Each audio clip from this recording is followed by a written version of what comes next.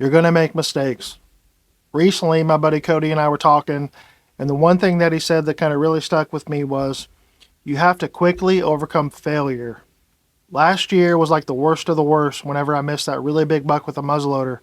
It's taken me the entire summer to kind of move on from that. But when he said that, it was like, man, I really needed to hear that at the time. So I kind of wanted to share that. But the best mobile deer hunters that I know, the guys who I really admire and the guys who I look up to, they're willing to push themselves right on the brink of a mistake.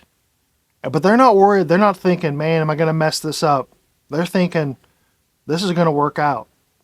And they're confident that it's going to work out because they've made the mistakes in the past and they have the experience to now capitalize on what they're seeing and the decisions that they're making at the time. I'm not a big like X's and O guys because rarely if I make a game plan does that buck come down the trail that I'm set up on. Some of the guys can do that. Some of the guys have a lot more experience than me. They can look at a trail, they can look at a track, and they can say, man, he's going to come down this trail.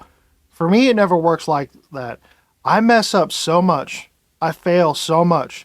And when you're mobile deer hunting, when you're pushing yourself into those new areas, you have to be willing to learn. You have to be willing to make mistakes and learn from those mistakes. So the next time you get that chance, and in my case, that buck at 75 yards with a muzzleloader, I'm not going to make that same mistake.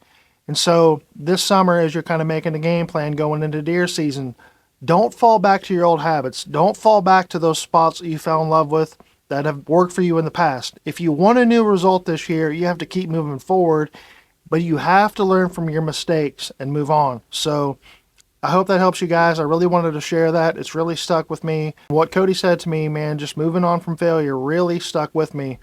So yeah, guys, the bucks are out there. Get out and get after them. We'll see you on the next video.